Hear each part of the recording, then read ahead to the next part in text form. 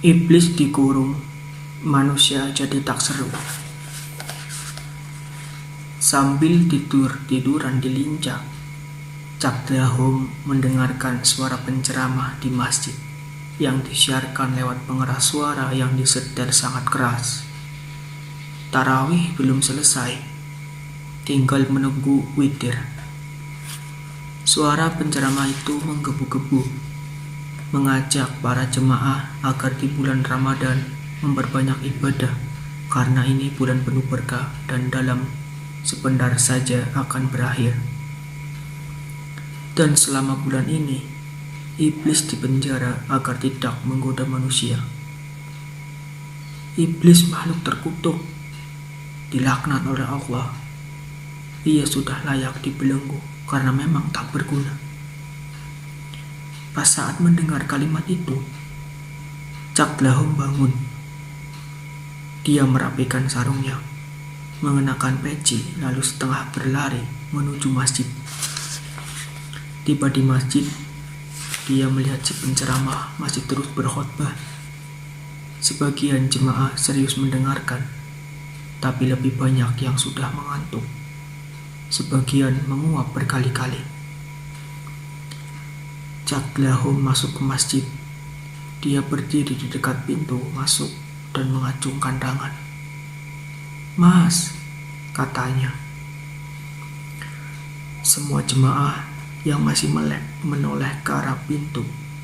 Si penceramah menghentikan ceramahnya. "Ya, Cak Dahum, boleh saya bertanya?" "Silakan, Cak, saya malah senang. Ini namanya interaktif. Apa yang sampean mau tanyakan?" "Kok sampean tahu iblis itu makhluk yang tak berguna?" "Silakan duduk dulu, Cak. Saya mau berdiri saja. Karena iblis membangkang pada Allah dan penggoda manusia, Cak." "Sampean tahu tak iblis itu siapa?" "Dia makhluk laknat, Cak. Makhluk terkutuk, penyebab manusia malas berbakti pada Allah." "Sampean mengulang-ulang terus. Saya tanya, sampean tahu si..." "Sampean mengulang-ulang terus. Saya tanya, sampean tahu siapa iblis?" "Ya tidak tahu, Cak. Tak mungkin orang tahu." "Kalau tidak tahu, saya kasih tahu. Iblis itu dulunya penghulu orang alim. Doanya dikabulkan oleh Allah. Dan dia masih berbakti pada Allah meskipun telah dikutuk jadi iblis. Lah sampean, kita semua ini siapa?" Suara Cak Dahum terdengar keras. Suasana di masjid mulai gaduh. Jemaah yang mengantuk dan yang tertidur terbangun. Mereka sebagian besar termasuk si penceramah tahu atau setidaknya menganggap diri mereka tahu. Cak Dahum orang kurang waras yang juga tahu ilmu agama. Dan Cak Dahum yang merasa mulai jadi pusat perhatian malah maju ke depan. Dia duduk di barisan depan jemaah. "Maksudnya, Cak, sampean itu loh siapa? Kok bilang iblis tak berguna?" "Saya Fulan, Cak, penceramah. Saya tahu sampean itu tergesa-gesa menilai makhluk Allah. Tak ada satupun ciptaan Allah yang sia-sia, termasuk iblis." Suara Cak Dahum sekali lagi terdengar keras, seperti membentak. "Nah gitu, Cak, sampean duduk, kan jadi enak. Saya kesini bukan hendak mendengarkan ceramah sampean. Saya hanya mau tanya." "Sudah saya jawab, Cak. Bagaimana sampean bilang iblis makhluk tak berguna, sementara sampean sendiri tidak tahu siapa sampean?" "Tadi sudah saya bilang, Cak. Saya penceramah di kampung ini." "Sampean ini baru jadi penceramah saja sudah seperti tahu siapa iblis. Jadi menurut sampean apa gunanya iblis, Cak?" Ditantang seperti itu, Cak Dahum malah seperti kesurupan. Dia meminta mikrofon masjid dimatikan dan segera bercerita tentang kisah Nabi Sulaiman alaihissalam. Nabi Sulaiman pernah berdoa pada Allah pada suatu hari agar diizinkan menangkap iblis dan mengurungnya. Ya Allah, Engkau telah menundukkan untukku bangsa manusia, jin, binatang, burung-burung, dan para malaikat. Kini izinkan aku untuk menangkap iblis dan memenjarakannya agar manusia tidak berbuat dosa dan maksiat lagi.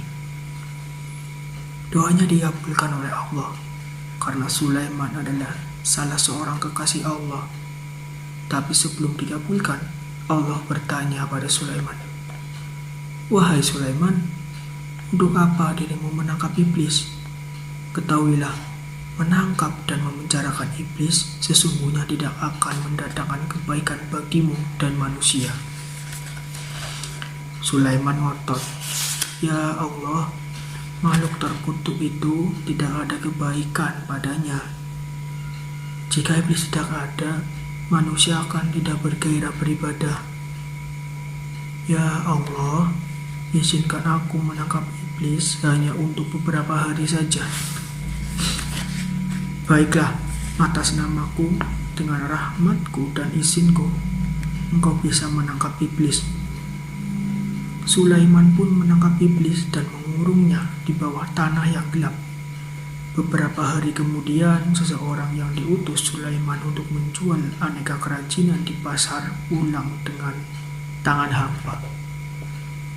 Kejadian seperti itu berlangsung sekian hari. Orang itu tak berhasil menjual sebuah pun kerajinan buatan Sulaiman karena tak seorang pun ia jumpai di pasar. Sulaiman keheranan hingga dia kemudian bertanya pada Allah apa yang sebetulnya terjadi. "Wahai Sulaiman, menangkap dan memenjarakan iblis tidak akan mendatangkan kebaikan pada manusia, karena manusia menjadi tidak bergairah beribadah dan mencari nafkah." Sulaiman tertunduk. Dia teringat pada iblis yang sudah beberapa hari dikurungnya di bawah tanah. Demi mendengar penjelasan Allah bahwa menangkap iblis tidak mendatangkan kebaikan pada manusia, Sulaiman melepaskan iblis. Pasar pun kembali ramai, juga tempat ibadah. Sekarang, apa sampean masih mau mengatakan iblis makhluk tak berguna? Suasana di masjid mendadak senyap, seolah iblis menutup mulut para jemaah. Semua jemaah hanya melongo. Si penceramah yang juga terperangah mendengarkan Cak Dlahum berusaha menjawab pertanyaan. "Tidak, Cak, saya keliru. Saya minta maaf." "Sampean tidak keliru, Mas. Semua yang ada di masjid ini termasuk sampean yang menjadi imam sholat dan berceramah memberi nasihat justru karena iblis yang berfungsi sesuai kehendak Allah menggoda kita, mempengaruhi kita. Seandainya Allah tidak mengetahui iblis untuk menggoda sampean semua, sampean tak akan ada di sini untuk meramaikan malam Ramadan dan berbakti pada Allah." "Tapi Cak, bukankah iblis dirantai selama bulan puasa?" Seorang jemaah memberanikan diri bertanya. "Iya betul, tapi iblis yang menari-nari di hati dan pikiran sampean tetap menggoda sampean. Maka beruntunglah sampean karena dengan kehendak Allah, iblis ikut menyebabkan sampean datang ke masjid ini untuk bertarawih dan mendaras Al-Quran." Selesai menjawab pertanyaan itu, Cak Dlahum berdiri dan keluar masjid.